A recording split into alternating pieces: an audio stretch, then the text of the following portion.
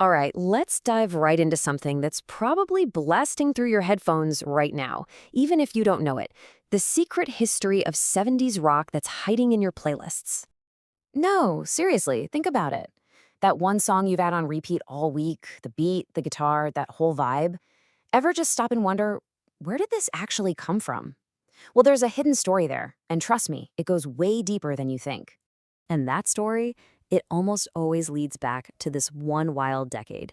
It's kind of like finding out your favorite artist today has this awesome, rule-breaking great-grandparent.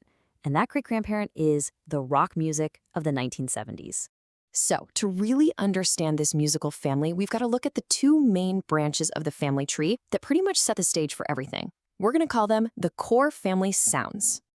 First up, you've got hard rock. And this was the sound of pure, raw energy.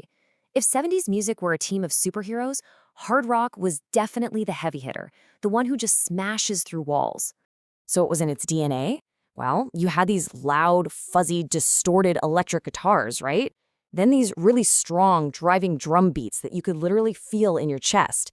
And soaring right over all of it, these incredibly powerful vocals. And oh yeah, you can't talk about hard rock without talking about the epic guitar solo. That was its signature move. Bands like Led Zeppelin and Deep Purple were the absolute kings of this, writing these huge anthems about rebellion and struggle and even like fantasy worlds. But on the other side of the family, you had something totally different, progressive rock. If hard rock was a quick, intense action movie, prog rock was more like a massive open-world video game. It was all about exploring, getting complex, and taking you on this huge audio journey. So if you were to check out the quest log for prog rock, this is what you'd find. First off, the songs were super long and complicated. I'm talking 15, sometimes even 20 minutes. They were mixing in ideas from classical music and jazz and using all this new tech like keyboards and synthesizers to build these incredible soundscapes. And the lyrics, they were deep, getting into sci-fi and philosophy. Bands like Pink Floyd and Yes were famous for this, sometimes telling one single story across a whole album. And that brings us to a really important term from that time, the concept album. Honestly, the best way to think about it is like a season of your favorite show.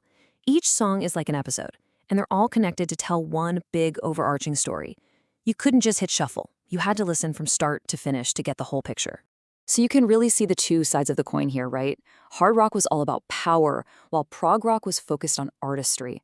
Hard rock was simple, it was direct, it was a 3-minute banger designed to get your body moving. Prog rock was complex and experimental, a 15-minute epic made for your mind. Totally different approaches, but both were incredibly important. But, 70s rock wasn't just about how the music sounded. It was also about being a rebel, about your style, your whole attitude.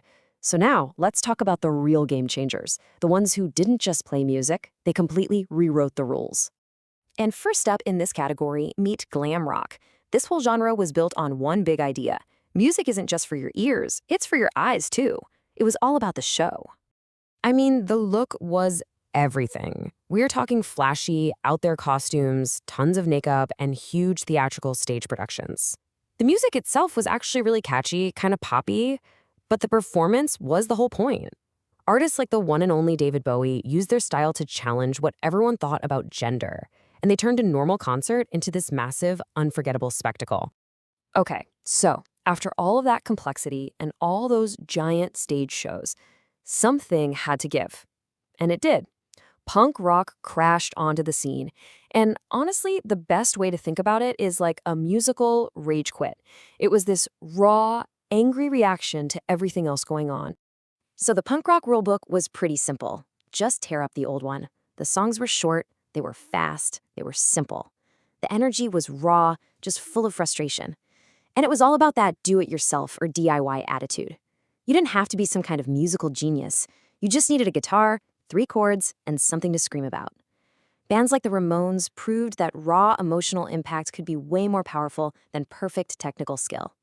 Okay, so we've got the different sounds and the different attitudes, but how did these bands actually make these incredible records? Well, let's talk about the studio's secret tech, the musical cheat codes that unlocked a whole new way of creating. The biggest cheat code of the entire decade was definitely multi-track recording. See, before this, bands mostly had to record everything live, all at the same time. But now, they could build a song layer by layer. You could record just the drums until you got the perfect take, then put the bass on a totally separate track.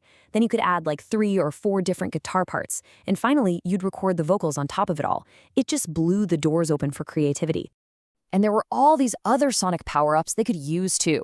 Studio effects like reverb and echo could make a voice sound like it was in a giant cathedral. Synthesizers brought in all these brand new electronic sounds that no one had ever heard in rock music. And guitar pedals gave players awesome new tools like distortion and feedback. Suddenly, the recording studio wasn't just a place to capture a performance, it became an instrument itself. Okay, so a lot of history. Why does any of this stuff from 50 years ago actually matter to you? Well, this is the most important part. Let's talk about how 70s rock is still alive and kicking, and how you can spot its DNA in the music you're listening to right now. And here's a twist you might not have seen coming. 70s rock even had a huge influence on its biggest rival, disco. You know those catchy, funky guitar riffs in rock songs? Well, disco took that. Those strong, four-on-the-floor drum beats that make you want to move? Yep, that energy helped create the entire groove of dance music. They were way more connected than anyone admitted at the time. And this right here is where it all connects. Let's trace that DNA directly into today. That epic guitar solo from hard rock, that's the great-grandparent of that awesome instrumental break in your favorite pop song. The crazy theatrics of glam rock, you see that in the massive stadium tours and insane costumes your favorite artists wear today. And punk's DIY attitude, that's the exact same spirit as artists getting famous on SoundCloud and TikTok, doing it all by themselves. The concept album is still around too. And those heavy rock rhythms, they are the powerful driving beat behind so many of today's biggest hits. It's everywhere. So if there's one thing to take away from all this, it's this. 70s rock wasn't just a genre. It created a musical blueprint, a whole set of tools, sounds, and attitudes that artists are still using to build their music today. It's the foundation of so much of what we all listen to. And that kind of leaves us with one final question for you. Look at your own playlists right now. What part of the music you're listening to do you think students, 50 years from now, will be studying in an explainer just like this one? What's the musical DNA that we're creating today?